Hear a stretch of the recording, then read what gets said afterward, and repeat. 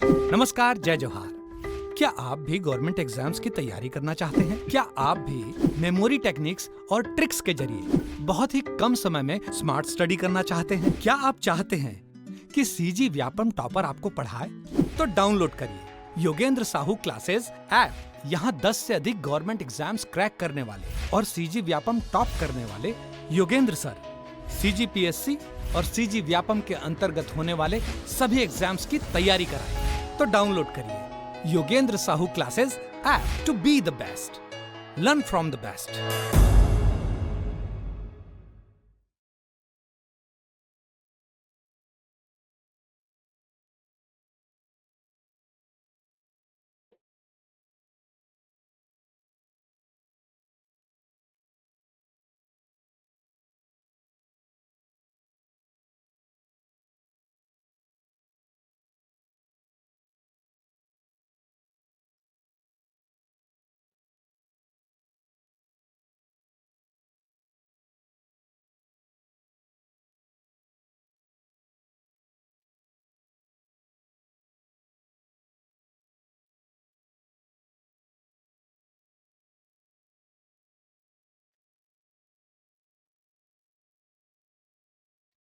शक्ति, ये सब छोटे छोटे जिले हैं, 3-4 जिले टोटल। कोशिश करेंगे आज 6 जिले कवर करने की।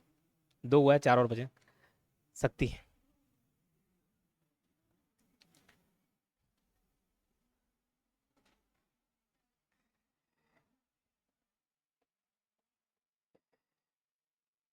पहले शक्ति जांजगीर चांपा जिले का भाग था। ठीक है, कौन से जिले का भाग था? जांजगीर चांपा जिले का भाग था। ठीक। बाद में जांजगीर चांपा से अलग करके एक नया जिला का निर्माण किया गया। किसका? शक्ति का। अब ये कब हुआ, कैसे हुआ, क्यों हुआ, ये करंट अफेयर उस समय का पार्ट था, अब उतना इंपॉर्टेंट नहीं है। ठीक, फिर भी रीड मारना चाहो तो रीड मार सकते हो। तो शक्ति जिले से एक नेशनल हाईवे होकर गुजरती है NH49। कौन सा? NH49। ठीक है, NH49। तब्बू कॉल करके देखो तो बात करो क्या है। ठीक है, NH49। कौन सा? NH49। इसी NH49 में आपको देखने को मिल जाएगा कौन सा? शक्ति। ठीक। ऊपर आपको पड़ेगा गुंजी दमाऊ दरहा। दमाऊ दरहा, गुंजी दमाऊ दरहा। शक्ति हो गया, गुंजी दमाऊ दरहा हो गया। तो कुछ फेमस लोकेशंस बता दे रहा हूँ। इधर बालपुर आपको मिलेगा। पहले बालपुर जांजगीर चांपा पढ़ते थे, अकलतरा जांजगीर चांपा पढ़ते थे, तो बालपुर शक्ति में आ गया। ठीक। शक्ति,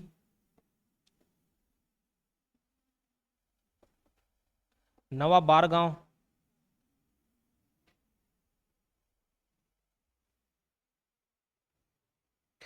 एक किरारी। सातवाहन हिस्ट्री में जब आप सातवाहन शासकों के बारे में पढ़े होंगे तो एक किरारी का काष्ठ स्तंभ मिला होगा। किरारी नाम का गांव है, किरारी काष्ठ स्तंभ।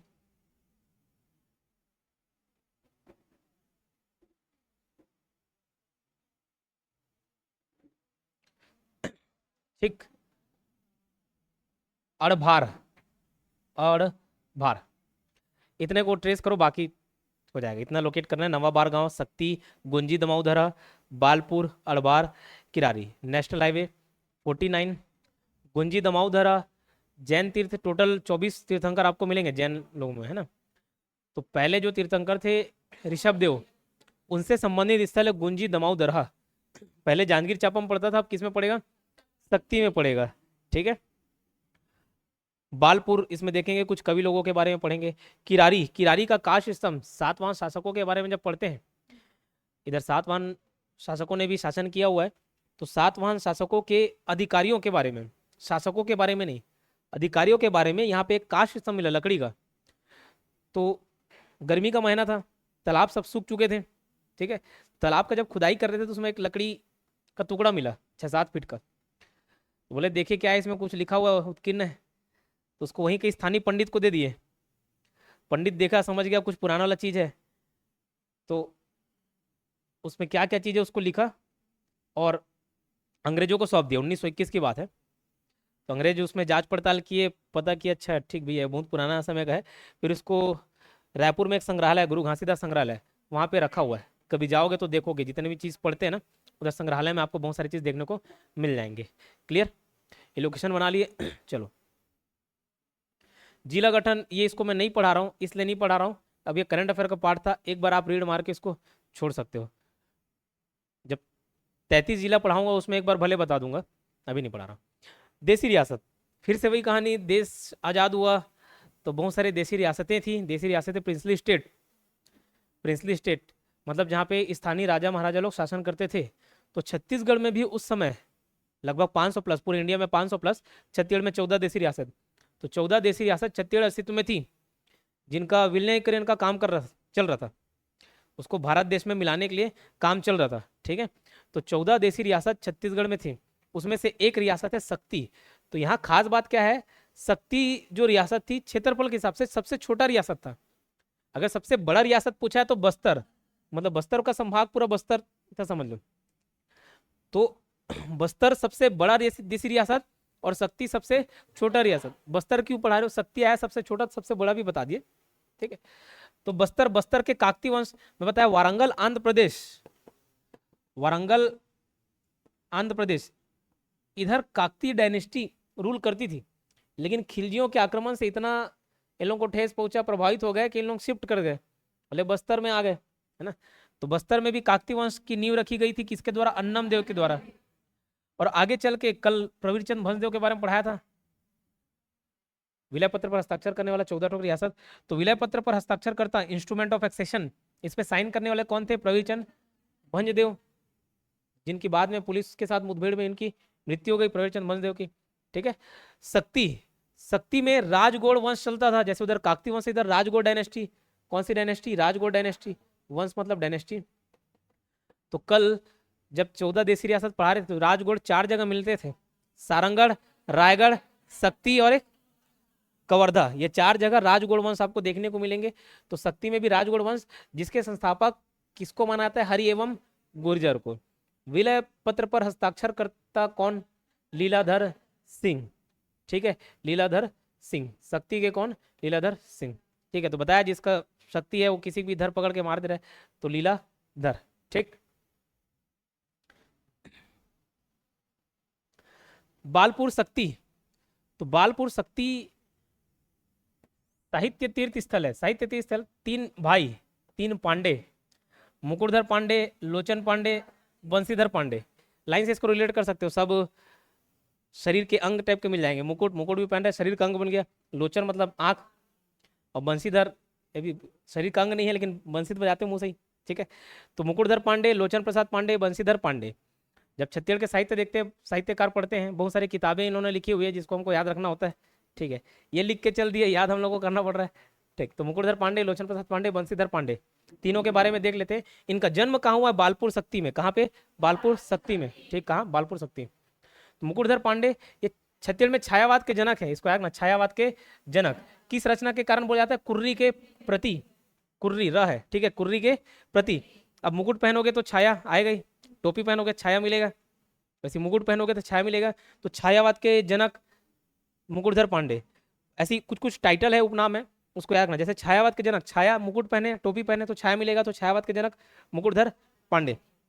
ठीक है, छत्तीसगढ़ के प्रथम नाट्यकार लोचन प्रसाद पांडे। तो कोई नाटक वाटक देखोगे, मूवी देखोगे, किससे देखोगे, लोचन से देखोगे। ठीक है, और बंशीधर पांडे, तो बंशीधर, बंसी वाले कौन है, बंसी धरने वाले कौन, कृष्ण कन्हैया। पूरी महाभारत की कहानी उन्हीं से रिलेटेड, सब कहानी उन्हीं से रिलेटेड।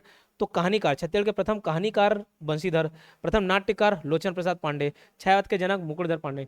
छायावाद के जनक छाया, टोपी छाया, मुकुटधर पांडे। कहानीकार पूछा जाए बंशीधर पांडे, तो कहानी कृष्ण, बंसी ऐसे रिलेट कर सकते हो, बंशीधर। और नाटक देखोगे किससे, लोचन से, लोचन प्रसाद पांडे, छत्तीसगढ़ के प्रथम नाट्यकार। ठीक है, तो छत्तीसगढ़ में छायावाद के जनक मुकुटधर पांडे, इनकी प्रथम रचना थी कुर्री के प्रति। 1976 में इनको प्रथम पद्मश्री प्राप्त हुआ है। ठीक है, प्रथम पद्मश्री हो गया। ठीक है, तो प्रथम पद्मश्री प्राप्त करता कौन, मुकुटधर पांडे। लोचन प्रसाद पांडे छत्तीसगढ़ के प्रथम नाट्यकार थे, इनकी पहली रचना थी कलिकाल। कौन सी रचना, कलिकाल। ठीक है, कलिकाल। तो लोचन प्रसाद पांडे, कलिकाल, ल ऐसे आर रिलेट कर सकते हो। बंशीधर पांडे, तो भैया बंसी धरने वाले कौन, इसके जितने भी रचना है ना कृष्ण भगवान से रिलेट कर लियो, तो कृष्णकार, तो भैया कृष्ण भगवान हीरो थे। ठीक है, नायक थे, महाभारत युद्ध के ऐसे रिलेट कर सकते हो, तो हीरो के कहनी इनकी रचना है। क्लियर। किरारी ग्राम शक्ति, तो यहाँ क्या मिला, एक वुडन पिलर, वुडन पिलर, कास्ट स्तंभ। ठीक है, वुडन पिलर, तो लकड़ी का दरवाजा थोड़ा किरीर किरीर आवाज करते नहीं, तो किरीर किरीर से ना किरारी ग्राम, ठीक है, किरीर किरीर आवाज करता है तो किरारी ग्राम। तो यहाँ पे हीराबंद नामक तालाब से सातवाहन कालीन काष्ठ स्तंभ की प्राप्ति हुई, ठीक। बट याद रखना इस लकड़ी में नाम वगैरह उल्लेख है, लेकिन इनके शासकों के बारे में जानकारी नहीं मिली है, रूलर्स के बारे में जानकारी नहीं मिली है। तो किसके बारे में जानकारी मिली? ऑफिसर्स के बारे में, अधिकारियों के बारे में। तो खोज की गई 1921 में। ये अप्रैल छोड़ देना, अप्रैल में, ये गर्मी का महीना, इसी में खुदाई हो रहा था, पानी वानी सूख गया था, देखने को मिल गया।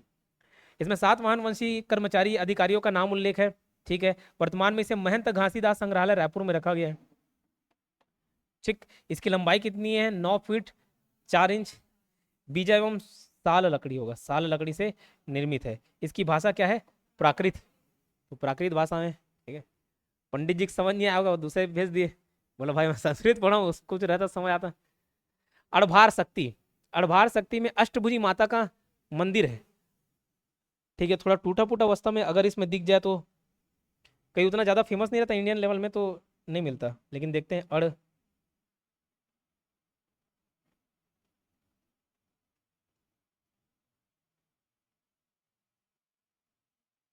अगर दिख जाए, हाँ ठीक, मिल गया। यही है, अगर ये नहीं भी होगा मान लेना।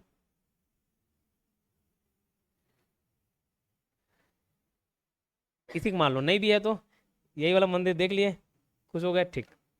अड़भार में अष्टभुजी माता का मंदिर है। तुर्री धाम शक्ति, यहाँ पे शिव मंदिर या प्राकृतिक शिवलिंग स्थापित है, जिसमें अनवरत जलधारा बहती है, मतलब लगातार जलधारा बहते रहता है, नीचे से निकलता होगा शिवलिंग के आसपास से, क्लियर। जैसे आप जब नर्मदा मंदिर के उद्गम जाओगे, नर्मदा मैया, तो वहाँ पे भी जहाँ पे मंदिर बना हुआ है, टेम्पल बना हुआ है, वहीं से पानी का स्रोत होता है। धीरे धीरे धीरे धीरे पानी निकलते जाता है, लेकिन जब आगे देखोगे इतना ज़्यादा फ्लो, ठीक। तो वैसे ही तुर्री धाम शक्ति में भी शिवलिंग के पास से पानी निकलता है। मकर संक्रांति में महाशिवरात्रि का मेला लगता है, अच्छी बात। गुंजी दमोदरा शक्ति में पड़ता है, इसका प्राचीन नाम क्या? दमोदरा। तो एक साथ बोल देते गुंजी दमोदरा। खास बात क्या है? जैन धर्म के टोटल 24 तीर्थंकर में से सबसे पहले तीर्थंकर जिनका नाम है ऋषभ देव, उनका स्थल है, ऐसा बोला जाता है, उनसे संबंधित स्थल है। और ये महाभारत कालीन स्थल के रूप में भी देखा जाता है। शिलालेख, गुंजी में सातवाहन वंशी राजकुमार वरदत्त श्री का भी शिलालेख प्राप्त हुआ है गुंजी में। तो गुंजी 2-3 नाम से फेमस हो गया, गुंजी दमोदरा। एक बताया जैन धर्म में टोटल 24 तीर्थंकर। जब दुर्ग जिला पढ़ा रहा था तो नगपुरा की बात आई, नगपुरा की बात आई तो 5-6 जितने भी यहाँ से तीर्थंकर थे उसके बारे में बताया। उसमें से गुंजी दमोदरा शक्ति के बारे में बता चुका हूँ, ठीक। टोटल 24 तीर्थंकर में से पहले तीर्थंकर का उल्लेख गुंजी दमोदरा, जो कि कौन से जिले में पड़ता है? शक्ति। यहाँ से एक शिलालेख प्राप्त हुआ, गुंजी शिलालेख। इसमें किसका? सातवाहन शासक वरदत्त श्री, इसका शिलालेख प्राप्त हुआ है। शिलालेख मतलब रॉक एडिक्ट बोल सकते हो। इसमें क्या बताता है कि जो वरदत्त श्री था, अपने आयु में वृद्धि के लिए ब्राह्मणों को 1000 गायें दान में दे दिए, ठीक है। 1000 गायें दान में दी ताकि मेरा उम्र बढ़ जाए और जियो और थोड़ा सा सुख भोग लूं सत्ता का, ठीक। लेकिन जैसे ही दान में दिया अगले दिन, ठीक है। जलप्रपात है दमोदरा जलप्रपात, ठीक। दमोदरा जलप्रपात छोटा सा जलप्रपात है, उसको भी देख लेते भाई। बोले नहीं सर नहीं देखना है, फिर भी दिखाऊंगा। दमऊ,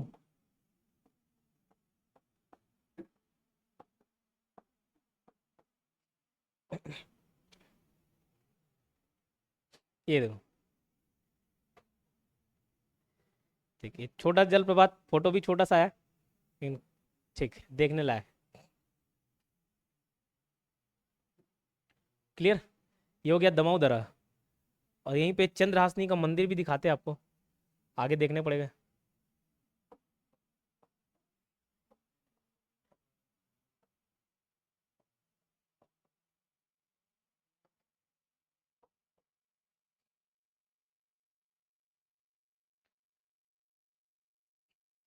चंद्रपुर, ये गए हो कभी, घूमे हो?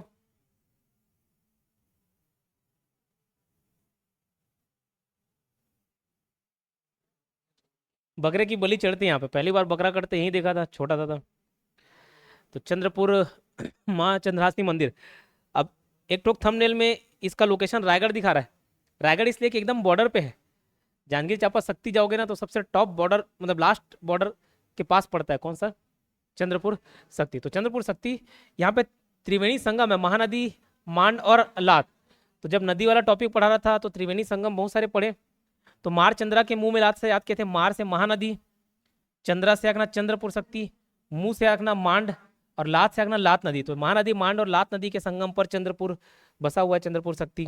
यहाँ पे मंदिर है, कौन कौन सा मंदिर? चंद्रहासिनी माता का मंदिर, ठीक है। ये मांड और महानदी के संगम पर है, टापू पर, चंद्रहासिनी माता का मंदिर।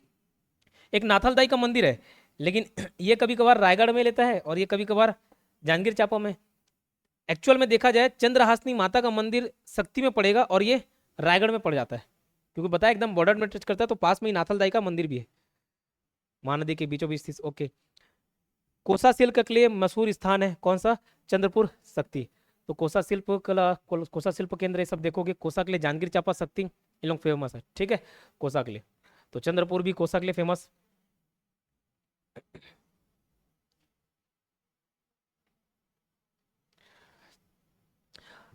महानदी जांजगीर चांपा शक्ति से भी होकर गुजरती है। टोटल 11 जिले से होकर महानदी गुजरती है, उसमें जांजगीर चांपा और शक्ति भी आता है।